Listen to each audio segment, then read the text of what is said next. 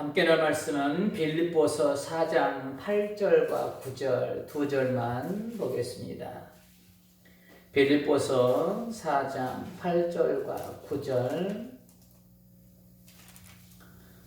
봉독해 드립니다. 끝으로 형제들아 무엇에든지 참되며 무엇에든지 경건하며 무엇에든지 오르며 무엇에든지 정결하며 무엇에든지 사랑받을 만하며 무엇이든지 칭찬받을 만하며 무슨 덕이 있든지 무슨 기림이 있든지 이것들을 생각하라. 너희는 내게 배우고 받고 듣고 본 바를 행하라. 그리하면 평강의 하나님이 너희와 함께 계시리라. 아멘. 우리 옆사람과 인사하겠습니다. 앞뒤좌우로 흘러보냅시다. 건강하시죠? 설교를 준비하다 보니까 오늘 두 절인데 한 번에 안 끝날 것 같아서 오늘은 두 가지만 살펴보고 또 다음 주에 본문을 가지고 함께 한 번 더 은혜를 나누도록 하겠습니다. 오늘 제목은 오늘 본문에서 6번이나 반복되고 있는 단어가 있는데 무엇이든지 라는 제목으로 함께 은혜를 나누도록 하겠습니다. 오늘도 질문으로 설교를 한번 시작해 보겠습니다. 저는 참 질문을 많이 하죠. 그래서 조금 곤란할 때가 있죠. 저는 질문을 조금 많이 하는 스타일인 것 같습니다. 설교를 준비할 때도 하나님 왜 이런 단어를 쓰셨나요? 하나님 왜 이런 표현을 쓰셨나요? 이렇게 사무실에서 이제 설교를 준비하면서 매일같이 이렇게 그 질문을 많이 합니다. 하나님 이게 무슨 뜻이죠? 오늘의 성도들한테 그러면 뭘 말씀하시고자 하시죠? 이렇게 질문을 조금 많이 하는 스타일이에요. 이게 우리 성도님한테도 이렇게 그대로 나오는 것 같습니다. 지금 하려고 하는 질문이 뭐냐면 예수님을 믿지 않는 사람들에게 예수님이 살아계시다고 어떻게 증명해 보이느냐 하는 겁니다. 예수님이 살아계시죠? 3일 만에 부활하셨죠? 그리고 지금 천국에 계시죠? 근데 이분을 어떻게 증명해 보이느냐? 이 질문이에요. 예수님께서 빌립이 하나님을 보여달라고 합니다. 이런 빌립을 향해서 예수님은 이렇게 대답을 하시죠.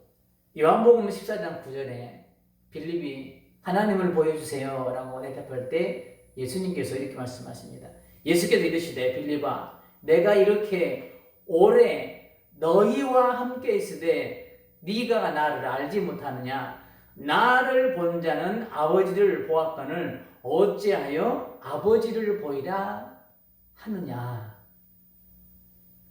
예수님 자체가 하나님이시잖아요. 근데 빌립은 하나님을 보이더라고요.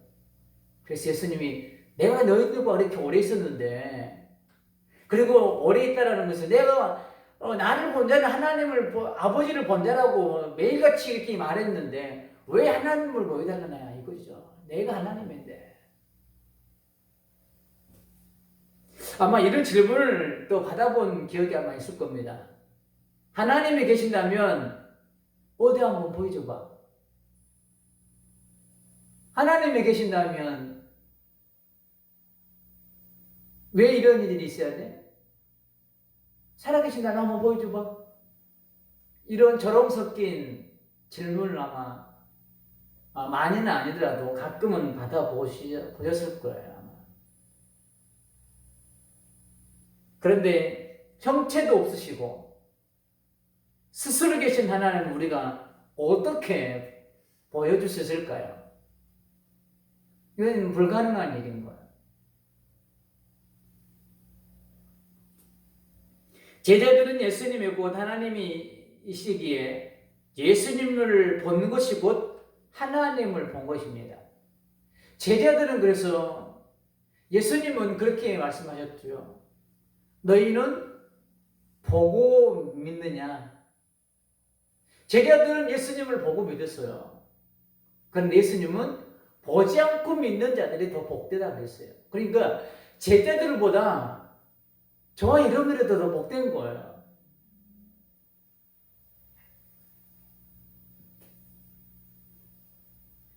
제자들은 예수님이 하나님임을 증명할 수 있었어요.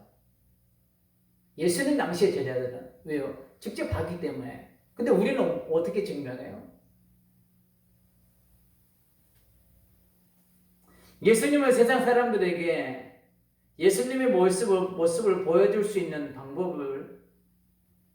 방법이 하나로 서로 사랑하는 삶의 모습을 보여주라고 말씀합니다. 이것이 곧 예수님을 보여주는 방법 중에 하나다. 서로 사랑하는 것이. 요한복음 13장 35절에 그렇게 말씀합니다. 너희가 서로 사랑하면 이로써 모든 사람이 너희가 내 제자인 줄 알리라. 세상 사람들은 성경 말씀만으로는 예수님의 존재를 믿지 않습니다. 어찌 보면 세상 사람들이 성경에 대해서는 우리보다 더 박식한 인물을 알아요. 법률 스님 아시죠? 그분은 성경을 우리보다 더 잘해요. 잘 알고 계시더라고요. 설교를 어느 목사님보다 더 잘하셔요. 이게 대담 프로에 나와가지고 관객과 이렇게 질문, 토크 형식으로 하시는데 이처럼 세상 사람들이 오히려 우리보다 성경에 대해서도 많이 알고 있을 수도 있습니다. 그런데 성경에는 관심이 없어요, 이 사람들은. 성경 안에 무슨 내용이 기록되어 있는지에 대해서는 1도 관심이 없습니다. 오래전에 페이스북을 통해서 본 말인데요. 가끔 여러분에게 드리는 기억이 납니다. 나는 성경을 읽지만 세상은 나를 읽는다. 다른 말로 세상 사람들은 조금 전에 말씀드렸듯이 이 성경 말씀에 대해서는 관심이 없지만 예수님을 믿는 사람에게는 관심이 있다는 거예요. 저 사람이 예수님을 믿는데 저 사람의 삶은 어떤가에 대해서는 지대한 관심이 있다는 거예요. 부담스러울 정도로 관심을 갖습니다. 흰옷을 입으면 뭐가 탁 튀면 금방 티가 나잖아요. 예수님 믿는 사람들이 그와 같다는 거예요. 세상 사람들의 눈에는 비슷한 죄를 지었습니다. 그런데 누가 더 욕을 많이 먹어요? 예수님 믿는 사람이 욕을 더 많이 먹어요. 소위 말해서 대석특필합니다. 한 건 잡았으면.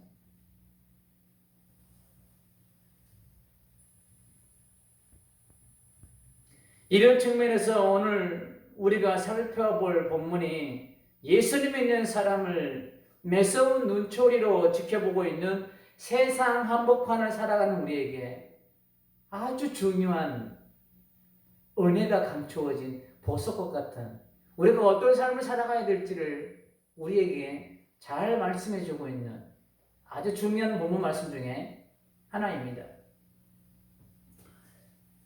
오늘 본문은 이제 빌립보 교회를 분열로 이끌고 있는 두 여인을 화해하기를 권면하고 아무것도 염려하지 말고 감사함으로 기도하기를 권면하고 이제 한 단락을 끝냅니다.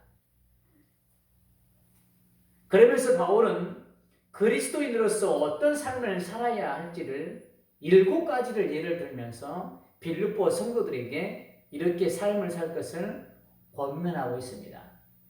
오늘은 2가지만 살펴보도록 하겠습니다. 오늘 이 은혜를 살펴보면서 우리의 삶도 이러한 삶을 살아갈 수 있기를 주님의 이름으로 축복합니다.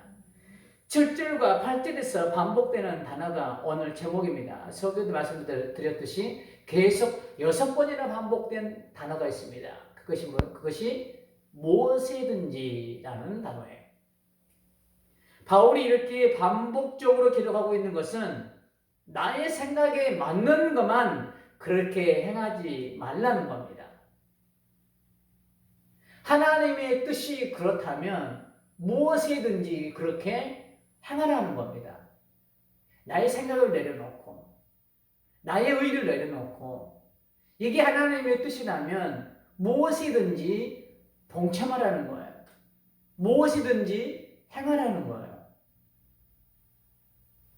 또 무엇이든지 단어 안에 숨겨져 있는 의미는 나의 행함의 반경이 제한적이지 않아야 된다는 겁니다. 무엇이든지 너는 이것만 해 라는 의미가 아니라는 거예요. 너는 이만 해, 너는 일만 해, 이게 아니라 무엇이든지 딱 특정되어 있지 않다는 겁니다. 바울이 말씀하고 있는 거는 그러니까 내가 동참해야 되고 내가 행해야 될 것은 어떤 한 특정한 부분이 아니라 어떠한 특정한 일이 아니라 그것이 무슨 일이 되었는지 하나님의 일이라면 우리가 기꺼이 동참해야 된다는 겁니다. 제한적이지 않다는 겁니다. 무제한적인 그런 의미를 담고 있어요. 무엇이든지라는 뜻 안에. 그러면 바울은 무엇이든지 참된 삶을 살아야 한다고 첫 번째로 권면하고 있습니다. 그리고 참된 것에는 이것저것 따지지 말고 묻지도 말고 동참하고 행하라는 거예요. 세상은 크게 두 가지로 나눌 수 있습니다. 크게는 참과 거짓. 또 다른 표현으로는 선과 악. 이 두 가지로 나눌 수 있어요. 그런데 이 두 가지는 항상 대립의 관계에 있습니다. 선과 어둠과 빛. 항상 대립의 관계가 있어요. 사도 바울도 이 싸움을 항상 했음을 알 수 있습니다. 로마서 7장 21절에 보면 사울이 이 선과 악에 대해서 두 가지 마음이 자기 안에 항상 싸우고 있다고 고백합니다. 로마서 7장 21절 그러므로 내가 한 법을 깨달았노니 곧 선을 행하기 원하는 나에게 악이 함께 있는 것이로다. 그러면서 나는 공관자로다. 이 사망의 법에서 누가 나를 건져냈고 이렇게 고백합니다. 선과 악 항상 대립의 관계. 이 싸움에서 이겨 본문에서 바울이 빌립보 교인들에게 권면하고 있는 참된 삶을 살 수 있는 길은 또한 없을까요? 그러면 있습니다. 그 답을 사도 요한이 말씀했던 요한일서 5장 20절에서 우리는 이 참된 삶을 살 수 있는 방법을, 길을 찾을 수 있습니다. 요한일서 5장 20절. 또 아는 것은 하나님의 아들이 이르러 우리에게 지각을 주사 우리로 참된 자를 알게 하시는 것과 또한 우리가 참된 자, 그가 누구냐면 곧 그의 아들 예수 그리스도 안에 있는 것이니 그는 참 하나님이시요 영생이시라. 우리가 참된 삶을 할 수 있는 길은 참된 자, 곧 예수 그리스도 안에 있는 거예요. 우리가 예수 그리스도의 안에만 있으면 우리는 참된 삶을 살 수 있는 거예요. 내가 부산행 열차에 타 있으면 그 열차는 나를 태우고 부산에 도착해 있는 것처럼 내가 그리스도 안에 있으면 우리는 참된 삶을 살 수 있게 되는 거예요. 누가 그렇게 나를 이끌어가요? 예수님께서 그렇게 이끌어 가시는 거예요. 내가 그렇게 살아가는 것이 아니라 우리가 무엇이든지 참된 것에 앞뒤 가리지 않고 행하기 위해서는 참되신 예수님 안에 거하는 것입니다. 우리가 참되신 예수님 안에만 거하면 참 되신 그분이 나를 참된 삶으로 이끌어 가신다는 거예요.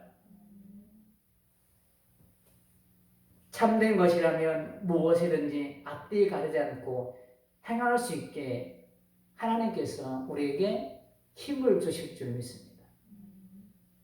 그리고 바울은 두 번째로 무엇이든지 경건하라고 권면하고 있습니다. 경건. 경건하면 여러분들은 뭐가 먼저 떠오르시나요? 경건. 이렇게 하면 이거 우리가 통상적으로 생각하는 게 거룩함, 성결함, 뭐 이런 것들이잖아요. 그런데 지금 바울이 오늘 본문에서 말하고 있는 경건은 우리가 일반적으로 알고 있는 그런 의미와는 다른 표현이에요. 바울이 지금 말하고 있는 경건은 헬라어를 지금 그대로 번역하면 이런 의미예요. 인격적으로 존경할 만한 사람. 이런 의미를 가지고 있어요. 그러니까 우리가 통상적으로 생각하는 경건, 예를 들어서 뭐 거룩성, 정결함, 성결함 이런 경건이 아니라 인격적으로 존경할 만한 사람. 이런 의미를 가지고 있는 헬라어예요. 경건이라는. 기억하시기 바랍니다. 이 경건이라는 것은 인격적으로 존경할 만한 것.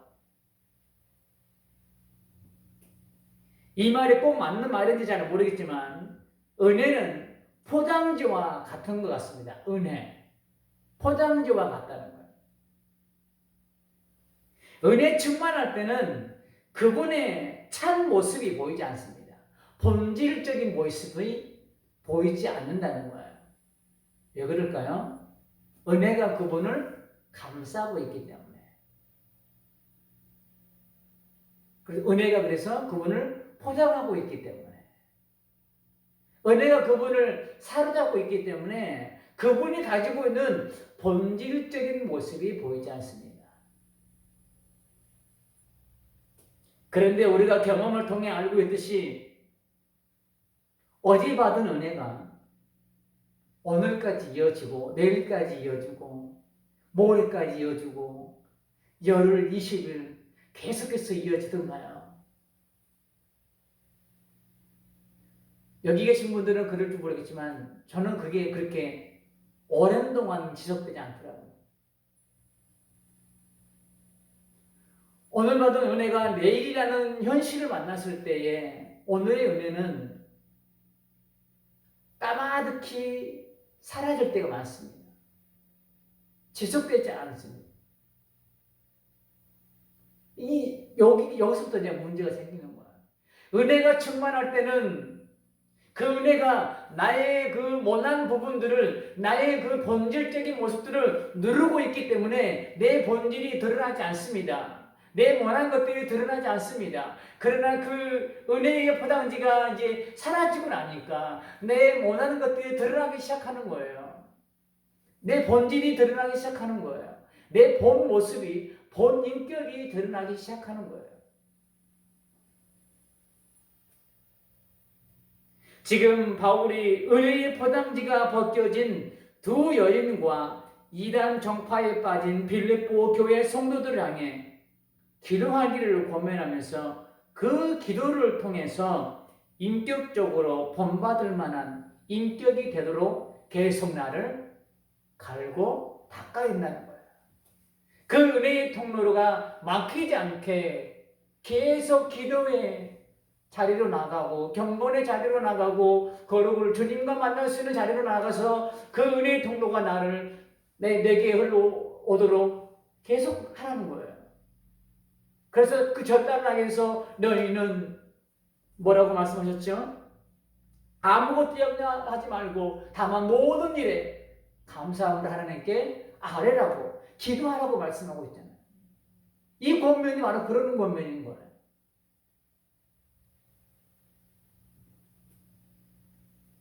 기도로 나의 원한 부분들을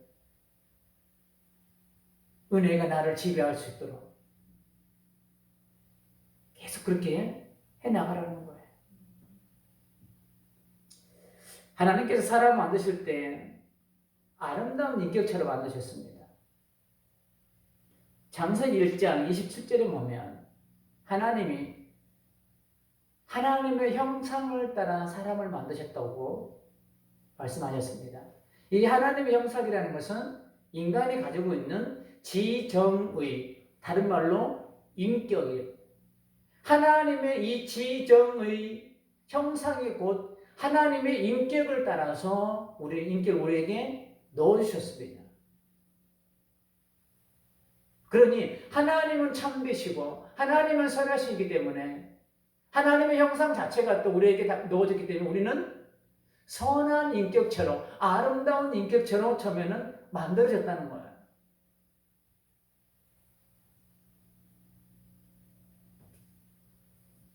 하나님의 형상이라는 말씀은 하나님의 인격을 그대로 닮아서 만들었다는 말씀이에요.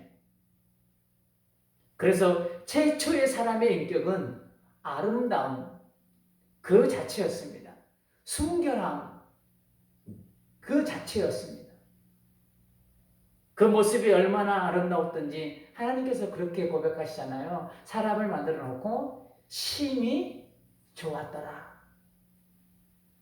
창세기 1장 31절에서 심히 좋았더라. 이사야 43장 4절에서는 이사야 선지자를 통해서 이렇게 우리를 향해서 고백하게 합니다. 네가 내 눈에 보배롭고 존귀하며 내가 너를 사랑하였은즉 내가 네 대신 사람들을 내어주며 백성들이 네 생명을 대신하리니. 하나님 눈에 우리가 보배롭고 존귀하게 보이신다. 이처럼 하나님께서 인간을 처음 만드실 때 보기에 심히 좋을 정도로 아름다운 인격처럼 만드셨고 하나님 눈에 보배롭고 존귀할 만큼 아름다운 인격체를 가진 존재였습니다. 우리는 이런 아름다운 사람으로 만드셨는데 아담과 하와를 비롯하여 오늘을 살아가는 우리의 모습이 어떻게 변절되었습니까? 그 변절된 모습을 사도 바울은 로마서 1장 23절에서 이렇게 기록하고 있습니다. 썩어지지 아니하는 하나님의 영광을 썩어질 사람과 새와 짐승과 기어다니는 동물 모양의 우상으로 바꾸었느니라. 하나님의 이 아름다움을 세상의 아름다움과 바꿨다는 겁니다. 마태복음 5장 13절에서는 이렇게 말씀합니다. 너희는 세상의 소금이니 소금이 만일 그 맛을 잃으면 무엇으로 짜게 하리요? 후에는 아무 쓸데없어 다만 밖에 버려져 사람의 발필 뿐이니라.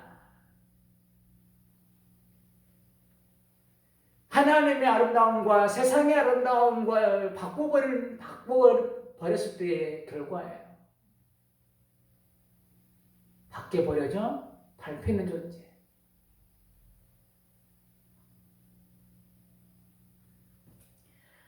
좀 전에 말씀드렸듯이 하나님께서 주신 아름다움을 세상의 아름다움과 바꿔버린 인생. 하나님께서 자녀 삼으시고 양육했던 인생이 그 은혜를 저버리고 이사야 1장의 말씀처럼 내 자식처럼 양육했건만 그들은 나를 버렸고 내 이름을 만홀히 여겼노라. 이스라엘 백성들을 향한 하나님의 마음. 그렇게 내 자녀처럼 양육했는데 그 은혜를 저버리고 또한 하나님을 버리고 심지어는 조금 전에 말씀드렸듯이 하나님의 이름을 욕되게 만들어버리는 인생의 결말은 세상 앞에 모든 사람 앞에 존경은커녕 맛을 잃은 소금처럼 밖에 버려져 밟히는 인생이 되고 마는 거예요. 우리를 어떤 인격체로 만들었는데요? 아름다운 인격체로 하나님 만들으셨는데 보배롭고 존귀한 인격체로 우리를 만들었는데 근데 우리는 그거를 세상 것과 바꿔버리는 거예요. 바울이 본문에서 말하고 있는 경건이라는 의미는 인격적으로 존경할 만한 사람을 뜻하고 있다는 것을 다시 한번 말씀드리면서, 오늘 우리는 나의 모습과 그것을 넘어 세상이 바라보고 있는 지금의 교회의 모습은 어떤 모습인지 우리 자신과 세상이 바라보는 교회의 모습을 우리는 점검해 볼 필요가 있습니다. 바울이 지금 빌립보 교회를 향해 경건, 곧 인격이 존경할 만한 성도가 되라고 권면하고 있는 것은 몇몇 성도들로 인하여 빌립보 교회가 지역사회에 본이 되고 있지 않기 때문에 그래요. 특히 두 여인, 그 다음에 이단 정파에 빠진 사람들, 이런 사람들로 인해서 빌립보 교회가 지역사회에서 안 좋은 소문이 들려온 거예요. 그렇기 때문에 경건, 곧 존경할 만한 성도가 되라는 거예요. 지역사회가 인정할 만한 교회가 되라는 거예요. 지역사회 주민들이 인정할 만한 그런 성도로서의 본을 보이라는 거예요. 그래서 이 경건이라는 단어를 쓰고 있는 거예요.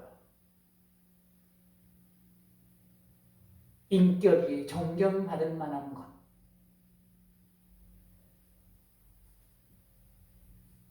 바울의 권면이 오늘 우리 교회와 성도들에게 가슴을 울리는 권면으로 들려져야 합니다. 세상이 교회를 모델로 삼을 정도로 본인의 모습을 갖춰야 하는데, 오늘의 교회의 자화상은 너무나도 일그러져 있습니다. 과연 우리 천성의 교회는, 천성의 공동체에는 이 도당동 지역사회에서 어떤 소문이 들려있을까? 들려오고 있을까요?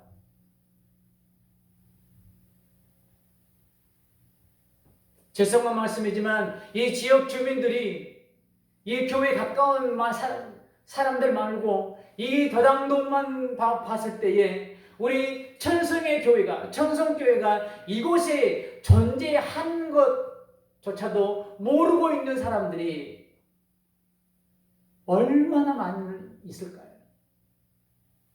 안타까운 거 아닐까요? 도당동 주민들이요, 우리 천성교회가 여기 있습니다. 그거는 어떻게 보면 우리의 책임일 수 있습니다. 왜요? 우리의 존재를 그들에게 알려주지 않았기 때문인 거예요. 우리 교회가 이곳에 있다고 그들에게 알려주지 않았기 때문인 거예요. 조금 더 면밀하게 나아가면 우리 교회가 이곳에 있다고 지역사회에 알려주지 않았다는 것은 우리 교회가 그동안 지역사회를 향해서 아무것도 안 했다는 반증일 수도 있습니다. 안타까운 거 아닐까요? 우리만의 교회, 우리만의 복음, 우리 교회 안에서만 맴돌고 있는 이 복음 향기, 안타까운 거예요.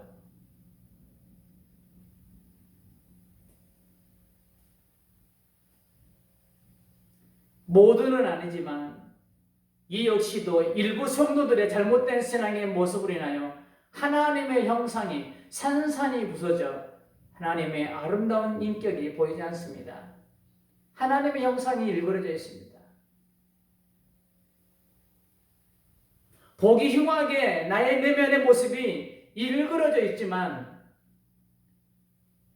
그래도 우리가 희망과 소망이 있는 것은 하나님의 눈에 내가 존귀하게 보이고 보배롭게 보이는 것은 십자가의 보혈의 은혜가 나를 덮고 있기 때문임을 믿으시기를 바랍니다.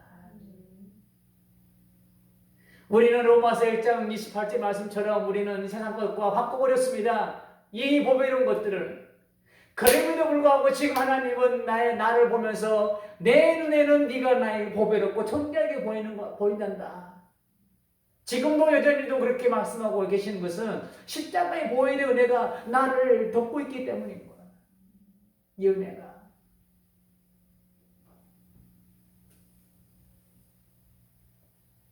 무엇이든지 경건하며 무엇이든지 인격이 존경받을 만하며 이런 삶이 되기 위해서는 일그러진 하나님의 형상, 곧 하나님의 인격이 내 안에 회복이 되어야 될 것입니다.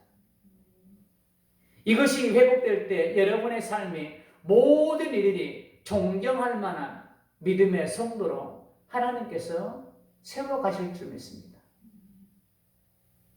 그러면 어떻게 하면 다른 사람의 존경할 만한 인격, 곧 하나님의 형상을 회복할 수 있을까요? 이것도 답이 있습니다. 이사야 55장 3절에 보니까 이런 말씀했습니다. 너희는 귀를 기울이고 내게로 나와 들으라. 내게로 나오라고 말씀하시는 건 누구 앞으로요? 하나님 앞으로 들어와서 들으라. 무엇을요? 하나님의 말을 들으라. 중요합니다. 듣는 거 중요합니다. 믿음은 들으면서 나기 때문에 우리는 누구의 말을 듣는가가 중요합니다. 내가 나아가되 누구 앞으로 나가는 것도 중요합니다. 이사야서는 분명히 말씀하고 있습니다. 하나님 앞으로 나와서 하나님의 말씀을 들으라고.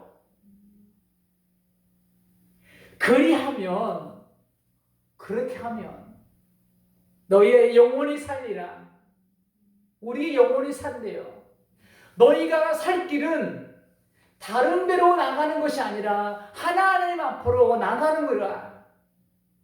너희 영혼이 살 길은 다른 우상들의 말을 듣는 것이 아니라 하나님 앞으로 나가서 하나님의 말을 듣는 거야. 이렇게 외치고 있는 거야. 그리고 내가 너희를 위하여 영원한 언약을 맺으리니 곧 다윗에게 허락한 확실한 은혜니라. 뭔 은혜라고요? 은혜라고요? 확실한 은혜. 변치 않는 은혜. 너희는 변해도 나는 변치 않는 그런 확실한 은혜. 잠언 17장 3절에는 이런 말씀이 있습니다. 도가니는 은을, 풀무는 금을 연단하거니와 여호와는 마음을 연단하시느니라.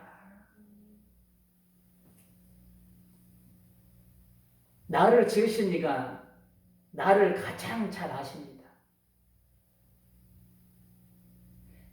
저희 집에 에어컨이 일렸었는데 먼지가 엄청 많이 끼더라고요. 그래서 그걸 한번 청소를 해보려고 뜯었는데 방법을 모르겠는 거예요. 나사만 풀고 다시 조여놨습니다. 어떻게 이거를 분리하는지를 모르겠더라고요. 누가 잘할까요? 에어컨 만든 사람은 잘할 거예요. 그렇죠? 서비스 기사는 잘할 거예요. 그것처럼 나를 만드신 이가 하나님이시기에 하나님은 나를 나보다 더 잘 알고 계시는 거예요. 그분께서 때로는 나를 불무와 같은 시간을 통해 나의 모난 것들을 다듬어 가실 때가 있습니다. 나를 쓰시기 위해서. 나를 쓰기 위해서 이 부분이 조금 깎여져 나가야 되는데 하나님께서 그 못난 것을 깎아내기 위해서 나를 광야라는 학교에 입학시킬 때가 있어요. 그 시간이 힘든 시간이 돼요. 아픈 시간이 될 수 있습니다. 그러나 여러분을 세상 앞에 존경받을 만한 참된 믿음의 사람으로 세우시기 위함을 깨닫고 광야 학교를 잘 졸업하시기를 주님의 이름으로 축복합니다. 그 광야가 끝나는 그곳에 영적 가난이 기다리고 있는 거예요. 힘들죠. 광야 지나는 거. 목마르지요. 배고프지요. 아픕니다. 힘듭니다.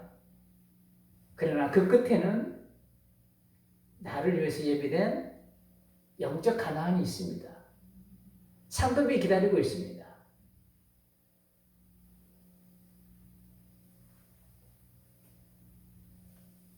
결론입니다. 오늘의 본문에서 무엇이든지 참되라고 하는 것과 무엇이든지 경건하라는 이 두 가지를 살펴보았습니다.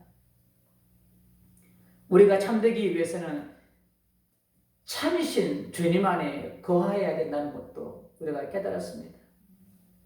그리고 경건, 곧 인격이 존경할 만한 사람 되기 위해서도 하나님 앞으로 나아갈 때 하나님의 영상에 회복되어 모든 이로 하여금 존경받는 삶을 살 수 있음을 우리는 깨달았습니다. 거짓과 속임수로 가득한 이 세상에서 여러분의 삶을 영원히 흔들리지 않는 참된 말씀 위에 세워질 때 여러분의 삶은 자동으로 참된 삶이 되고 존경받는 삶이 될 줄 믿습니다. 여러분의 모난 부분들이 광야학교를 통해서 잘 다듬어져 다른 지체들이